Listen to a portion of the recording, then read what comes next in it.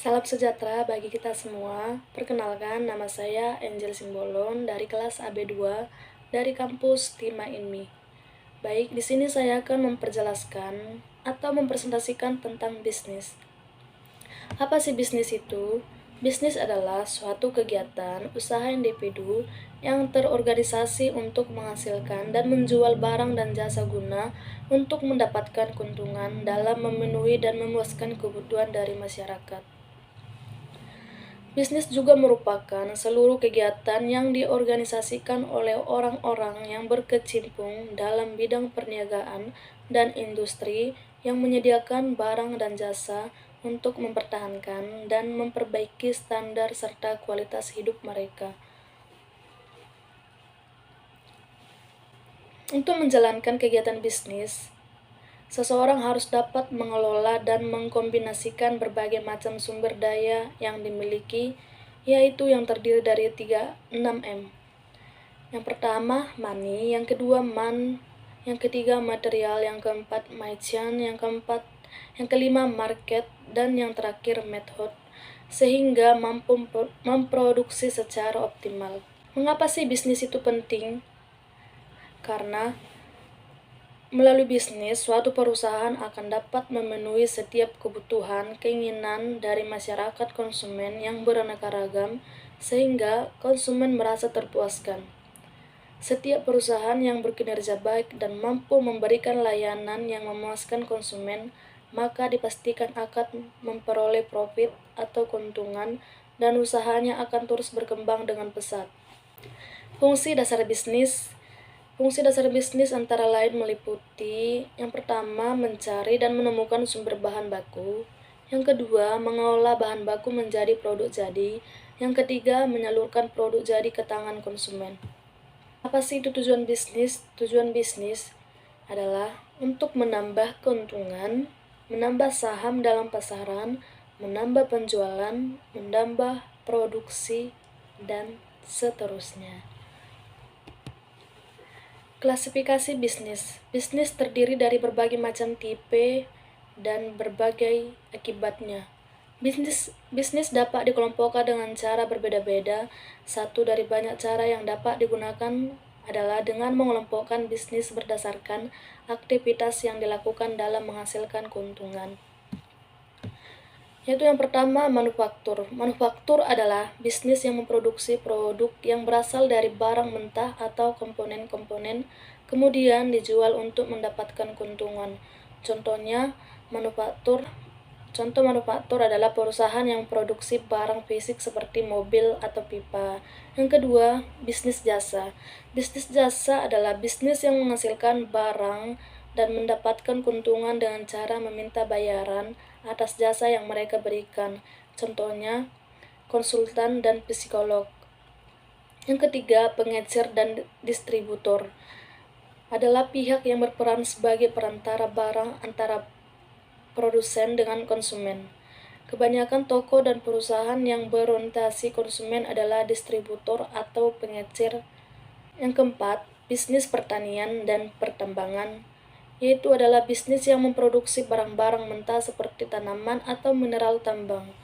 Yang kelima, bisnis finansial, yaitu bisnis yang mendapatkan keuntungan dari investasi dan mengelola modal. Yang keenam, bisnis informasi, yaitu bisnis yang menghasilkan keuntungan terutama dalam penjualan kembali properti intelektual. Yang ketujuh, utilitas, yaitu bisnis yang mengoperasikan jasa untuk publik seperti listrik dan air, dan biasanya didanai oleh pemerintah. Yang kedelapan, bisnis real estate adalah bisnis yang menghasilkan keuntungan dengan cara menjual, menyewakan, dan mengembangkan properti seperti rumah dan bangunan. Yang kesembilan, bisnis transportasi, yaitu bisnis yang mendapatkan keuntungan dengan cara mengantarkan barang atau individu dari sebuah lokasi ke lokasi lain. Fungsi dasar bisnis. Fungsi mikrobisnis kontribusi terhadap pihak yang berperan langsung, yaitu pekerja atau karyawan. Pekerja yang menginginkan gaji yang layak dan dari hasil kerjanya, sementara manajer menginginkan kinerja yang tinggi yang ditunjukkan besar offset penjualan dan laba. Contohnya yang kedua, Dewan Komisaris yang memantau kegiatan dan mengawasi manajemen, memastikan kegiatan akan jalan mencapai tujuan. Contohnya yang ketiga, pemegang saham. Pemegang saham memiliki kepentingan dan tanggung jawab tertentu terhadap perusahaan. Di sini saya akan melanjutkan fungsi makro bisnis kontribusi terhadap pihak yang terlibat secara tidak langsung, yaitu masyarakat sekitar perusahaan yang memberikan kontribusi kepada masyarakat sekitar sebagai untuk tanggung jawab perusahaan. Yang kedua, bangsa dan negara. Tanggung jawab kepada bangsa dan negara yang diwujudkan dalam bentuk kewajiban membayar pajak. Bisnis sama dengan perusahaan, yaitu di situ kita dapat mengacu pada pendapat Raymond. Perusahaan dapat didefinisikan sebagai organisasi yang memperoleh perubahan keahlian dan sumber daya ekonomi menjadi barang dan jasa bagi pemuasan kebutuhan konsumen, serta diharapkan akan memperoleh laba bagi pemiliknya. Dengan demikian, dapat dikatakan bahwa konsep perusahaan merupakan bagian dari konsep bisnis. Namun, demikian dalam pembahasan selanjutnya, istilah bisnis akan lebih sering dipergunakan dari Oke, di sini saya akan melanjutkan tentang konsep lingkungan bisnis. Konsep lingkungan bisnis adalah sekumpulan faktor-faktor tertentu yang akan mempengaruhi arah kebijakan dari suatu perusahaan dalam mengelola aktivitas bisnisnya. Faktor-faktor tersebut meliputi lingkungan eksternal yang dibagi dalam lingkungan jauh, yaitu makro, yaitu yang terdiri politik, ekonomi, sosbud, dan teknologi, dan lingkungan industri, serta lingkungan internal, yaitu meliputi antara aspek-aspek dan kebijakan internal dalam lingkungan perusahaan. Lingkungan jauh atau sama dengan makro terdiri dari faktor-faktor pada dasarnya berada jauh di luar kendali perusahaan yang bersifat konsep lingkungan bisnis. Konsep lingkungan bisnis adalah sekumpulan faktor-faktor tertentu yang akan mempengaruhi arah kebijakan dari suatu perusahaan dalam mengelola aktivitas bisnisnya. Faktor-faktor tertentu meliputi lingkungan eksternal yang dibagi dalam lingkungan jauh makro, yaitu politik, ekonomi, sosbud, dan teknologi, dan lingkungan industri, serta lingkungan internal yaitu meliputi aspek-aspek dan kebijakan internal di dalam lingkungan perusahaan. Lingkungan jauh atau disebut dengan makro terdiri dari faktor-faktor pada dasarnya berada jauh di luar kendali perusahaan. Faktor makro yang biasanya menjadi titik perhatian perusahaan antara lain faktor politik, hukum, ekonomi, dan kebijakan fiskal dan moneter, sosial budaya, dan teknologi. Lingkungan makro ini selain memberikan kesempatan dan peluang bagi perusahaan untuk maju dan mengembangkan bisnisnya, sekaligus juga dapat menjadi hambatan dan ancaman dapat mempengaruhi kelangsungan hidup suatu perusahaan. Yaitu faktor politik. Bagi para pengusaha, arah, kebijakan, dan stabilitas politik menjadi faktor penting dalam berusaha. Situasi politik yang tidak kondusif akan berdampak negatif bagi dunia usaha. Begitu pula sebaliknya. Beberapa hal yang perlu diperhatikan terkait dengan faktor politik antara lain stabilitas nasional yang terdiri dari Hamkamnas, Makar, Sparitas, jaminan keamanan, pemerintah yang demokratis, dan kapasitas hukum dan undang-undang, HAM, dan lain-lain.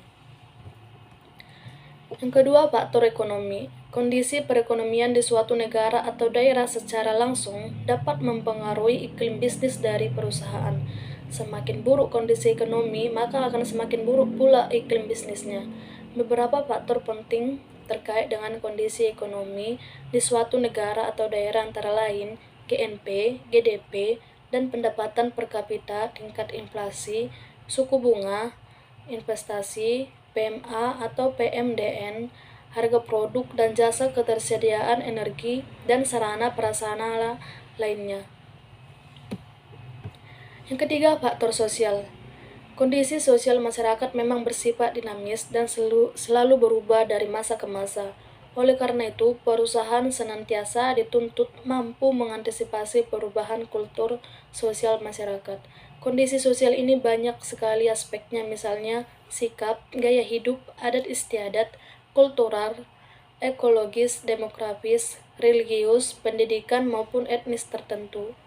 Perubahan kondisi sosial biasanya terkait dengan perubahan sikap dan gaya hidup atau sama dengan lifestyle akibat peningkatan income, perubahan strata sosial maupun ekses dari perkembangan teknologi. Yang keempat, faktor teknologi. Setiap perusahaan yang ingin eksis dan berkembang bisnisnya maka harus selalu mengikuti tren perkembangan teknologi terkini, sehingga produk dan jasa yang dihasilkan dapat selalu update sesuai dengan keinginan konsumen. Perusahaan harus bersifat responsif, aktif, kreatif terhadap setiap perkembangan inovasi teknologi baru. Contohnya, lihatlah ketatnya persaingan teknologi di industri otomotif dan ponsel. Sekian dari saya tentang presentasi bisnis. Terima kasih.